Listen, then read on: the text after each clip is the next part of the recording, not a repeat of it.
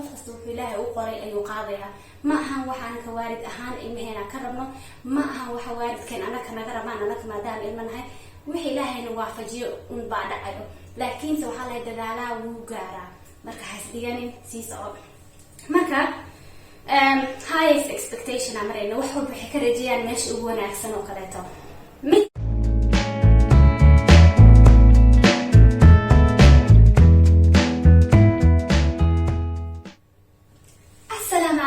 warahmatullahi wabarakatuh dhamaantii waa idin salaamay kusoo dhawaada channelkiis anfac adinkoo mahadsan dadkii hore igu xirnaa waad mahadsantihiin dhag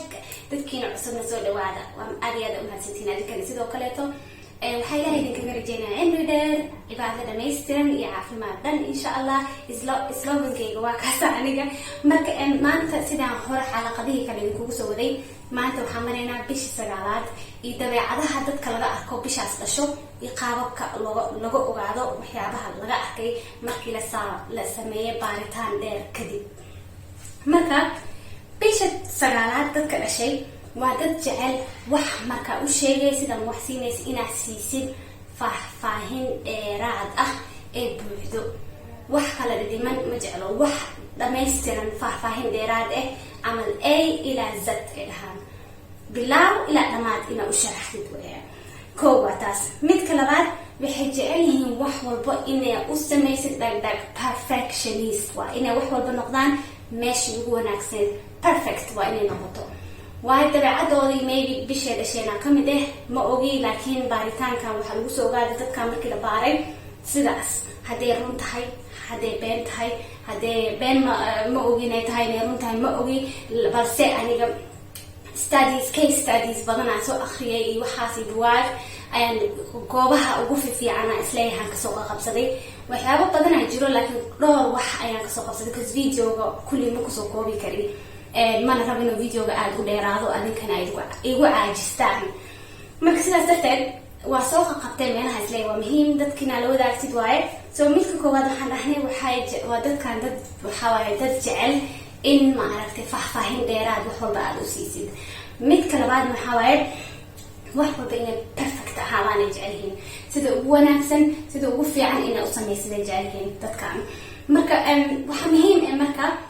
inaad adiga qof bishaas dhashay haddaad taqaanid ama aa aragto qof sidaa u dhaqmaayo maybe weydii inay bishaas dhasheen hadday dhasheenna adigana faa-iiday ku tahay haddaa qofkaas ama lamaanahaaga yahay ama xaaskaaga ama xaajigaaga ama caruurtaada ama walaalaha ama waalidka ama asxaabtaada marka waxaa ogaanaysaa qofkaas markaa la diil garaynaysid sababta ani horta waxaan inada kugu duubayo waxaa waaye sida janalka magaciisa ka arki kartiin is-anfaca dhahaa sidaa waxa uga faa-iidid sidaa adiga waxaas ugu dhaqantid oo kale tusaale ahaan qof waxaan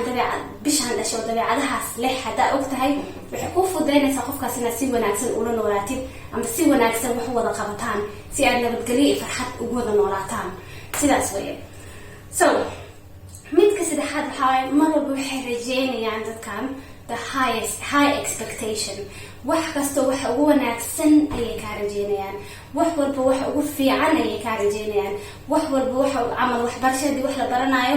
ma fiirinayaan meelahan D e C iyo meelahaas waxay ku haminayaan ama hore isha ugu taagayaan A star inay haystaan ma fahantay adigana hadda asxaab ama family ama ilmahooda tahay ama haddaa maxay ahayd waalidki tahay adna sidoo kale kaa rajeynayaan they expect you ina A star keentid lagama waa la kala duwanaan karaa maybe iyaga A star way keeni karaan laga yaabo ina adiga keeni karin balse dadkaasay u fakaraan oo kale ayaga waxay kaa rajeynayaan ina A star keentid ama dhulka gal ama cirka gal ama gurguuro adeeg ku taala so wuxuu noqon karaa waalid oo dabeecadahan leh waalid oo waxaas leh ama ilmihiisana ka rajeynayo highest expectation meesha ugu sareysa oo kaleeto mararka qaar macquul ma noqonayso mararka qaarna macquul way noqon kartaa sababta qof kasto qadarka ilaahay ayaa hogaaminaya qof kasto wuxuu ilaahay u qoray ayuu qaadaya ma ahan waxaan ka waalid ahaan ilmaheena ka rabno ma ahan waxa waalidkeen anaka naga rabaan anaka maadaama ilmanahay wixii ilaahayna waafajiyo un baa dhacayo laakiinse waxaa la dadaalaa wuu gaaraa marka hasdiganin sii soco marka highest expectation amarayna wax walba waxay ka rajayaan meesha ugu wanaagsan oo kaleeto midka afraad oo ah waa dad aad iyo aad organize u ah waa dad maaragtay waxooda u kala dhigan yihiin waxay meesha dhigaan way og yihiin qaadada meesha u taalo, barkinta meesha u taalo, maxay ahayd qalinka meesha yaalo,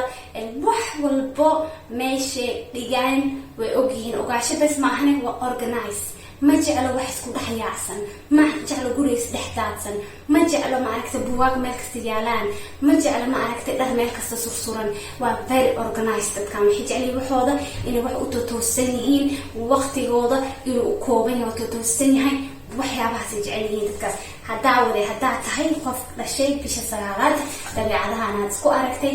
fadlan adigoo mahadsan,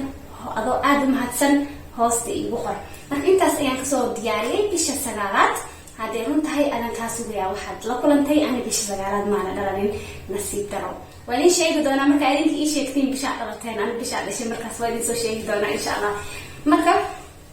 waa inoo halkaas iyo videoga xigo ee bisha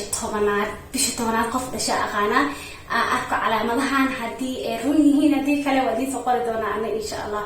mahadsanidin. waa sidaas iyo nabadgelyo. iyo videoga dambe oo xigo ha iloobin inaad like iyo share taabatid iyo subscribe waayo waa bilaash. mahadsanid. asalaamu calaykum waraxmatullahi wabarakaatu.